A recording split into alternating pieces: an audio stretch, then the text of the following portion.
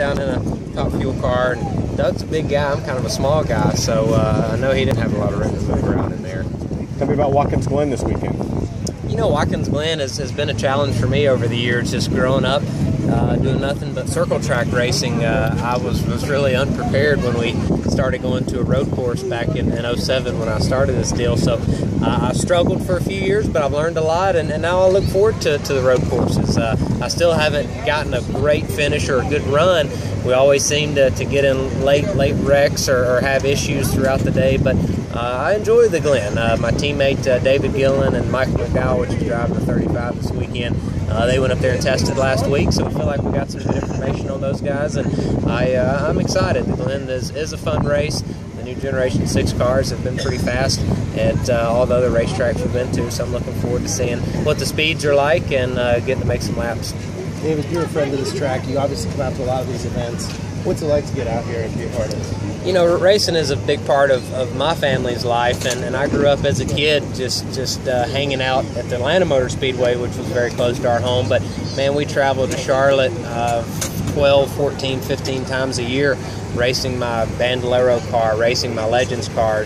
I came up here for a couple of go-kart races before I even started racing, but to live here and be a part of the community of Charlotte Motor Speedway not only has a lot of tremendous racing out here at all the different tracks they have, but they give a lot back to the community, and so I try to come out and support them anytime I can. And you know, I'm a big race fan as well, so the races that I'm not strapped into here over the next few months, we'll definitely be watching. You know, we come out and watch some of the dirt track races. If we're off on a Sunday, we come out for the NHRA races. So a lot of cool stuff goes on around the area, and we're as big a fan as anyone, so we enjoy coming out and watching. Can you give your reaction to what happened to Tony Stewart in the sprint car?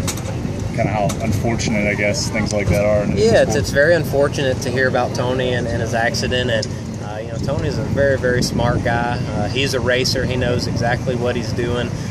He knows exactly the risk and the reward for what he's doing. And you know, anything freak like that can happen just by getting into my vehicle and driving back Interstate 85 back to my house. But it's yeah, it's unfortunate that a champion in our sport is going to be out for a few weeks. But maybe we can take something and you know, learn how to make some of the sprint car races a little safer.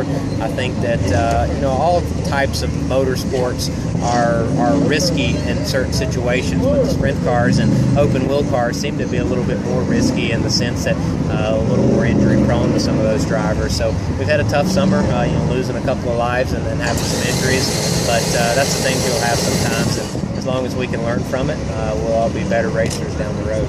David, as someone who likes to race a late model on occasion, I mean, do you worry that this will lead car owners to try to maybe shut the door on some extracurricular activity? Or? It'll definitely make some of the car owners have second thoughts about their drivers. I think it'll make the sponsors think, you know, when they're rewriting their contracts for the upcoming seasons and, you know, setting, you know, 2- and 3-year deals, think about the risk that some of their drivers may take. And not only other types of racing, but going skiing, jumping out of airplanes. Maybe Travis Pastrana can get by with some of that stuff because that's his life. But you know, we do a lot of fun things outside of the sport. But we just have to be smart in any extracurricular racing that I do, whether it be my late model car, my Legends car. I try to be conscious of being safe, you know, racing in a safe seat, having good seat belts, wearing a head and neck restraint system. So you try to do the best you can, and ultimately you never know what may happen, but you can't live life scared to death of what you know, what risk lay in front of you either.